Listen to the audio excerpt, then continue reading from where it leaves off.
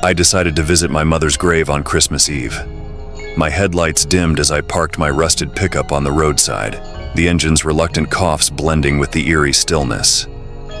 The cemetery gates creaked as I pushed them open, revealing a landscape obscured by the relentless dance of snowflakes. The tombstones emerged from the white haze like solemn sentinels, their jagged silhouettes casting long, ghostly shadows. The snow whispered underfoot as I ventured into the lonely heart of the town cemetery. A hushed symphony of wind and falling snow accompanied my every step, and the frosty air seemed to cling to my skin like an unseen phantom. The desolation of the place wrapped around me like a suffocating shroud. Curiosity guided me further, the crunch of snow beneath my boots the only audible echo in the desolate night. The air grew colder, and the hallowed ground seemed to exhale its history with each passing moment. That's when I saw him, an unsettling figure in a frayed Santa Claus suit, a grotesque parody of holiday cheer. His form knelt beside a freshly disturbed grave, a weathered shovel in hand. At first I questioned my own senses, believing it to be a trick of the winter night. But the rhythmic thud of metal against frozen earth confirmed the unthinkable. Santa Claus was digging up graves, violating the sanctity of the resting. I watched, paralyzed by the grotesque scene unfolding before me. The man's beard, once pristine and white, now hung in twisted strands, adorned with icy stalactites. The shovel plunged into the ground with a gruesome determination, each scoop revealing the lifeless secrets beneath. A morbid dance, a gruesome ritual. As the snow continued its descent, a sick realization dawned. The man was pillaging the final resting places. The sack at his side bulged with God knows what, and the air reeked of sacrilege. The silence amplified the sound of dirt being displaced, a morose symphony that clawed at my sanity. Summoning every ounce of courage, I fumbled for my phone, the harsh glow illuminating the horror before me. I called 911. The dispatcher's voice echoed through the frozen air, my breath visible as I described the scene. The man in the Santa suit ceased his grim work, his ice blue eyes locking onto mine like a predator sensing its prey. A chill seeped through my bones as he rose, casting aside the shovel with an unholy nonchalance. The Santa grinned, a malevolent expression that reached from ear to ear. "Just spreading Christmas cheer, my friend," he muttered, his voice a haunting melody in the silent night. His words chilled me to the core. Was this madness a grotesque joke or something far more sinister? The Santa, now stained with the earth's decay, advanced towards me, his eyes harboring an unhinged intensity. "I'm just making things right," he whispered, glancing at the sack. "They don't need all this stuff weighing them down. I'm helping them find peace." Reason fled as his manic laughter resonated, a cacophony of madness against the backdrop of the desecrated graveyard. Panic clawed at my throat, but the distant wail of sirens cut through the oppressive silence. Salvation approached in flashing red and blue lights. Santa's gaze shifted towards the source of the approaching sirens. Panic etched across his face, he muttered, "You called the fuzz, didn't you?" I nodded, swallowing hard. "They'll be here any minute. You should probably stop whatever the hell you're doing." He laughed, a high-pitched sound that echoed through the cemetery. "Can't stop now. They won't understand. No one does." Nodding, I took a step back, my senses screaming at me to flee. The maniacal Santa snatched up his sack, vanishing into the shadows between tombstones like an evil wraith. The police arrived moments later, their presence a fleeting comfort against the lingering darkness. I pointed them towards the path Santa had taken, my words a frantic jumble. The pursuit through the snowy labyrinth unfolded, each step intensifying the suspense. The air buzzed with anticipation as the police apprehended the deranged Santa, his once defiant demeanor now reduced to a defeated specter. The sack yielded meager spoils, tattered photos, worn trinkets, a frayed teddy bear, all relics of lives long extinguished. As they led him away, his eyes locked with mine, a blend of sorrow and something inexplicable. And in that desolate graveyard, on the cusp of Christmas Eve, the snow continued its descent, shrouding the unsolved mystery in an icy embrace.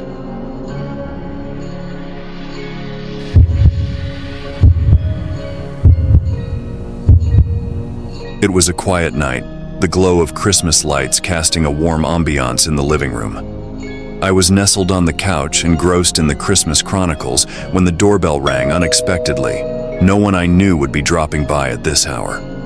Still, I opened the door, expecting a neighbor with some last-minute holiday cheer. To my surprise, I found a man dressed as Santa Claus standing on the doorstep, complete with a fluffy white beard that seemed unnaturally real.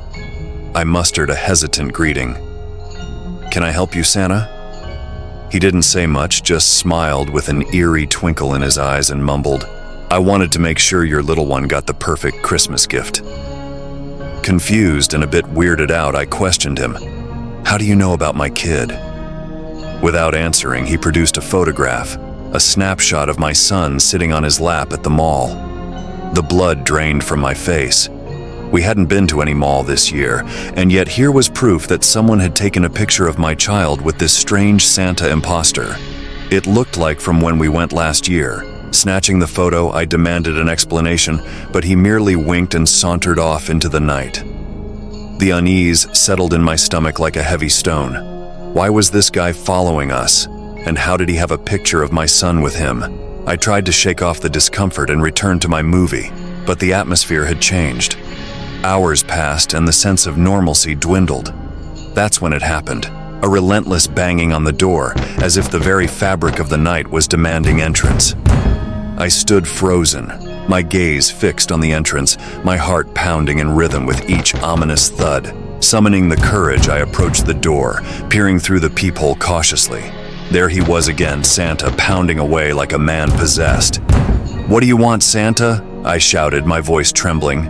He ceased his assault for a moment, whispering, "I just want to make your Christmas perfect." The words hung in the air, sending shivers down my spine. I retreated, grabbing my phone to dial the police. Their reassurance did little to ease my anxiety. They'd send someone, but it would take time. Meanwhile, Santa continued his relentless assault on my door, the echoes of desperation filling the air.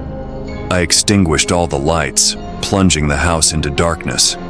Maybe, I thought, if he couldn't see us, he'd leave. But Santa was relentless.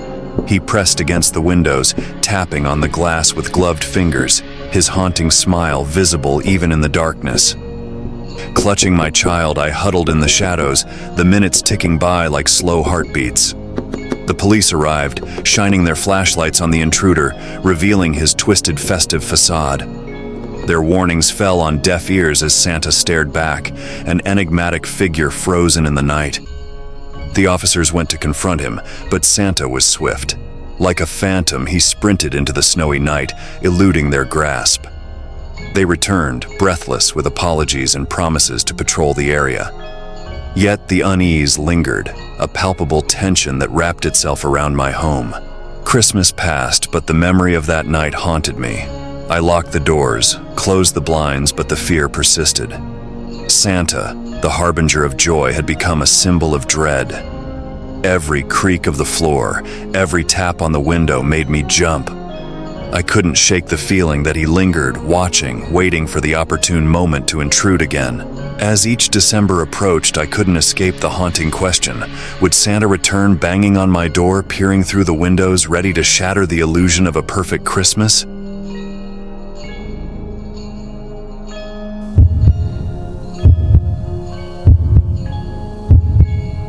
It was Christmas Eve and the snow was falling like it had a personal grudge against the ground.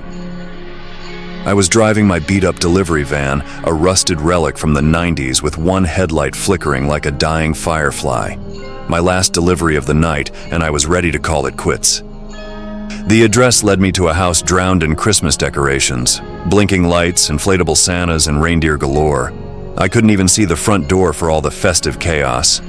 I stumbled my way through the winter wonderland, clutching the mysterious box in my arms like it held the secrets of the universe. The cold air bit through my jacket, and I could feel the anticipation building with each step. The house looked like Santa's workshop threw up on it, and I couldn't help but wonder what was inside. I raised my gloved hand and knocked on the door, my breath forming frosty clouds in the air. Silence. I knocked again, louder this time, the sound echoing in the quiet night. Still nothing. I checked the address. This was the place.